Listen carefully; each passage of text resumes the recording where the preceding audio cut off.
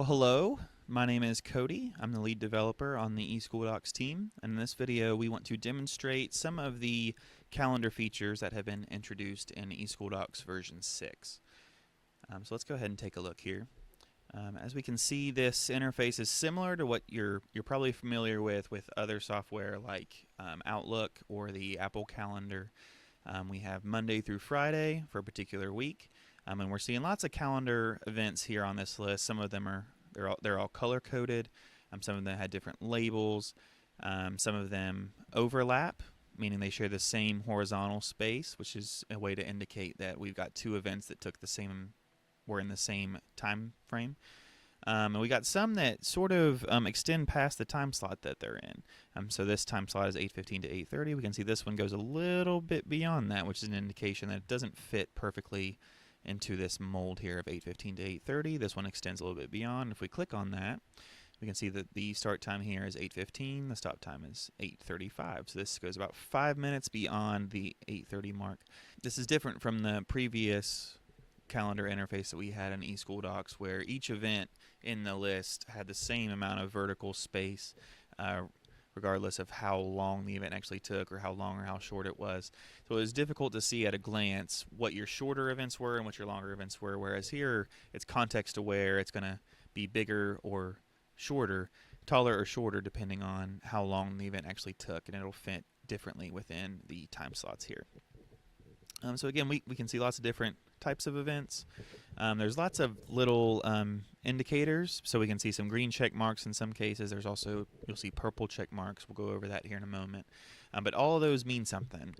So if you hover over it, you can see this log has been completed. So this TCM log, a TCM log is something that needs to be completed or draft. It starts off in draft. It needs to be completed so then it can be submitted for billing by the Medicaid biller for your district.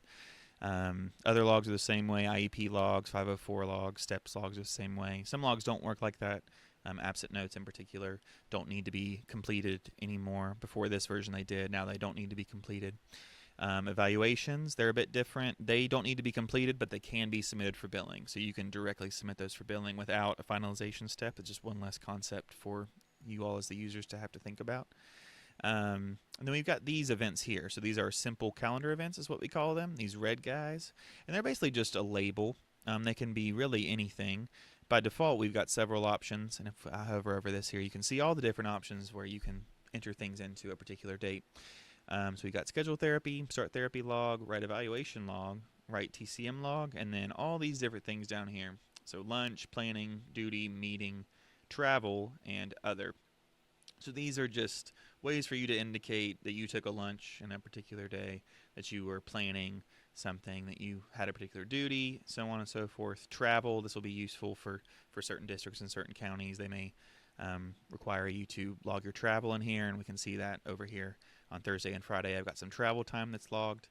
And then we got an other category as well. So if I click on this, I can actually free type whatever I want in here. And we can see over here I've got one for gardening. This is not a standard event, as we could tell from these 6 events here. I can really just put whatever I want in that label right there, and it's going to display it. I can also provide a note. So I enjoy gardening with my green thumbs. Nifty. Submit that. And if I click on it again, or if I click on it, I can see a little preview. It tells me what my note was right there.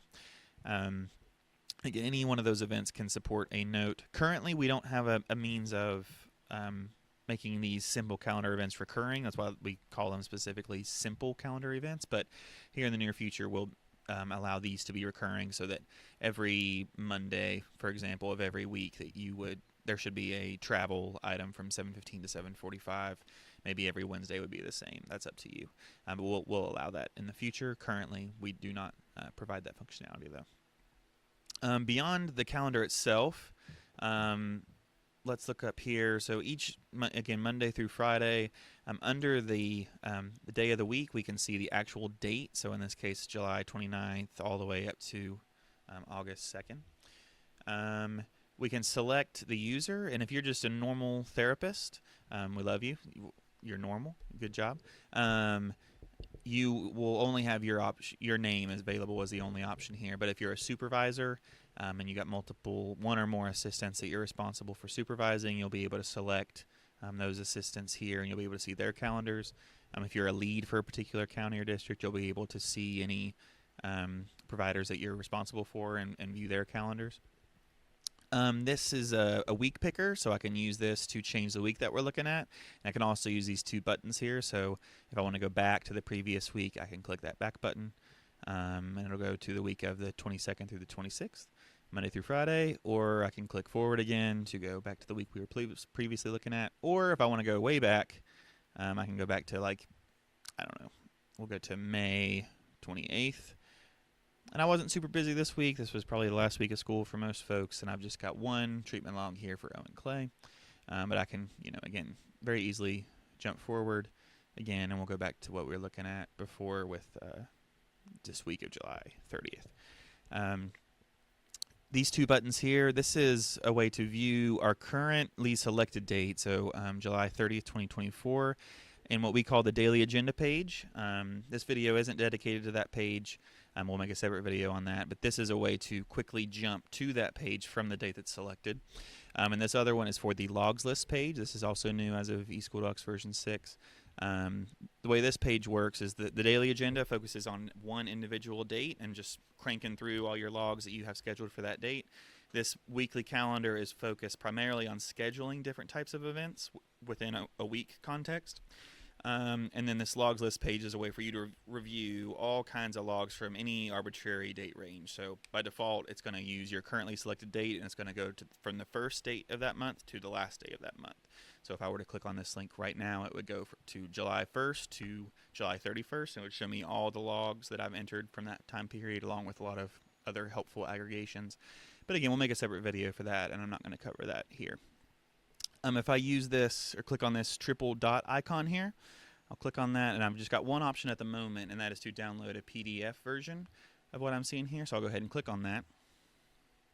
If I open that file, we can see that this is just a different formatted version of the calendar. This is more print-friendly, more shareable than the calendar that can get a bit chaotic, a bit hectic, depending on how much you've got going on for a particular week. And this is just going to display chronologically from the earliest to the latest, starting on Monday, going all the way to Friday, all the events that you had scheduled. So again, it's going to display those simple calendar events, treatment logs, TCM logs, all the different types of events, evaluation logs, scheduled therapy, all those different things it's going to display here. So then you can share it with your administrator or whoever would want to see your calendar. If we go over here, we look at this sort of like on a audio device. Maybe we're managing some levels or something. This little icon, and we click on that. We got two different options, and these are pretty unique and specific to eSchoolDocs. Let me back up a bit. By default, when we go to this screen for the first time, we're going to have 15-minute time slots. So 7 to 7:15, 7:15 to 7:30, 7:30 to 7:45. And we're just making an assumption here that most people work in, let's say, 15-minute increments, and they're happy with 15-minute increments. But let's say you're somebody that likes to schedule in 30-minute increments. I can go here and I can drag this minutes per row slider from 15 to 20, and notice how the calendar is changing in the background behind me.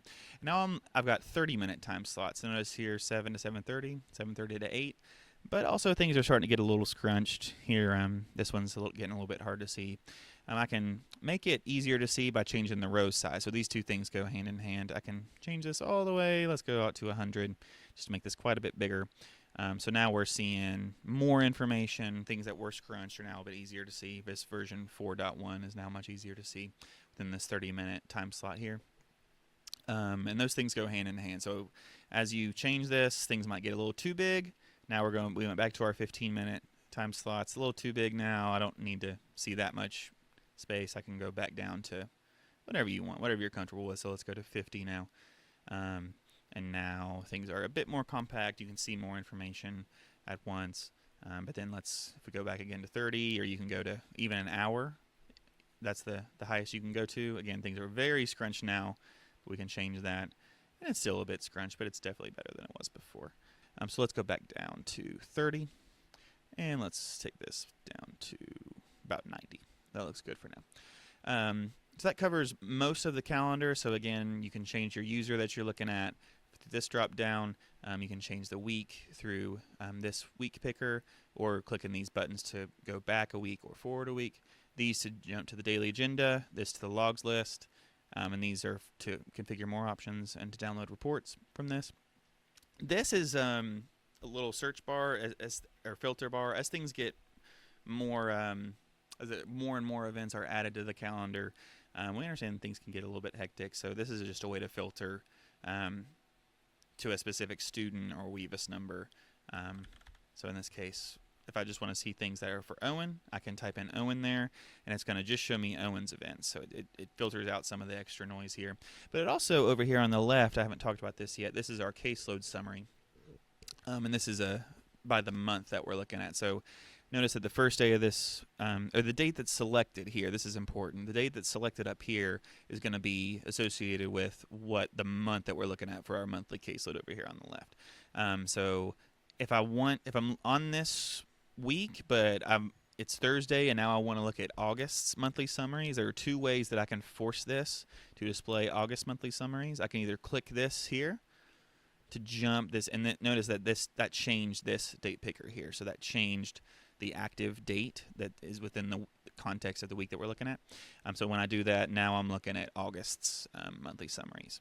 But I can jump back to July by either, we'll do it the different way here, to the 29th, and that's going to change this and that.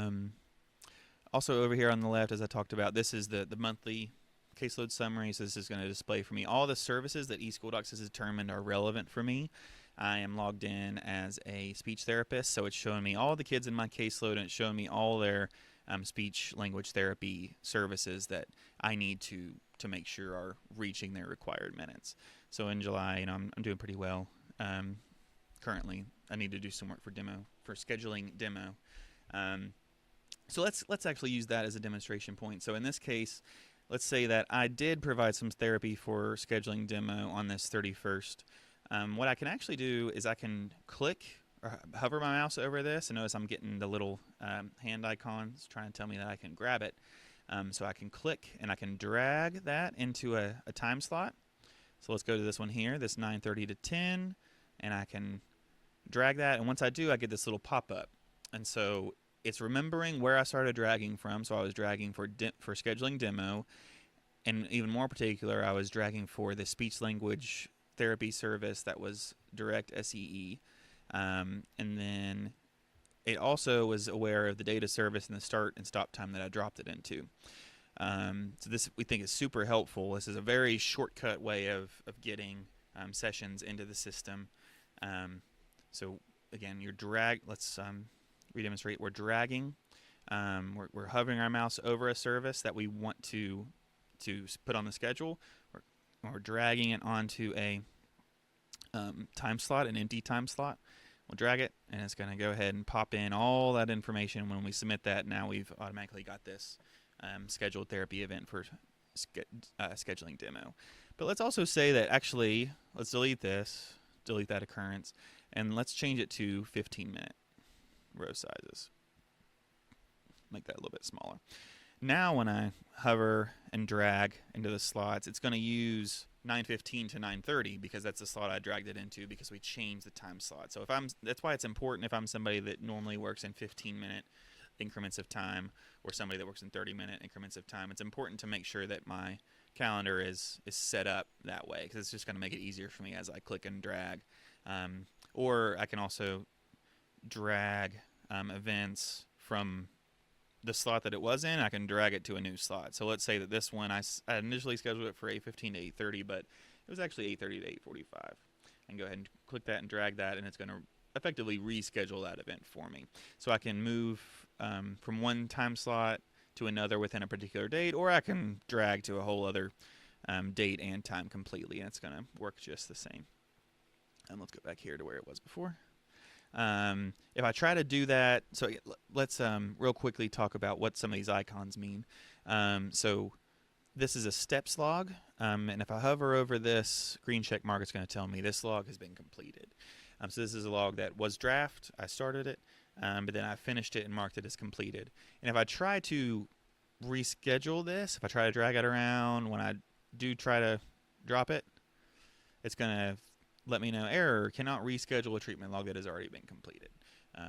So if I wanted to reschedule that, I could revert it to draft. And then I could also reschedule it here directly from this picker. So let's say I wanted to go to, it was actually August 30th, so I can change that from here. It was actually 8:40 to 8:55. And now when I save that, it's going to jump itself over here automatically, and then we'll go ahead and refinalize that. So now it was here in this slot, one of these two slots. Now it's over here. And as I make changes, the calendar is just automatically going to update for me behind the scenes, which is super handy. It's very responsive. We designed it to be that way, and we hope it's going to be super helpful for you guys. So currently with this calendar, you are limited to 7 a.m. to 5 p.m. There's not currently a way to go earlier than 7 a.m. or later than 5 p.m. from the calendar.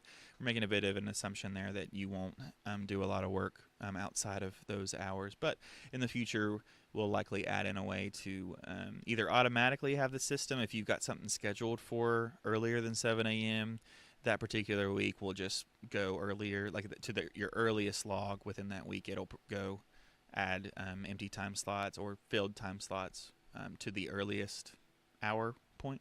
And the same with later, if you're doing something after 5 p.m., we may add a means of eSchoolDocs, the calendar automatically adding empty time slots, or we'll add a way similar to how you can change your minutes per row or row size. We'll add a way for you to configure what you want your start and your stop time to be, whether that be 7 a.m. and 5 p.m. or 6 a.m. to 6 p.m. Let us know what you'd like us to do there, and we'd be happy to make that change if we feel it's necessary. Okay, so I think that's all that I'd like to cover in this video. Again, we'll make separate videos covering lots of other topics, but this is introducing the new eSchoolDocs calendar. We hope you've enjoyed it and learned something. We're really excited to get your all's feedback on how you think this works for you, and suggestions on ways that we can make it more effective for you and make it faster for you to get your jobs done. But for now, that's it, and thank you. God bless you guys, and y'all have a great day.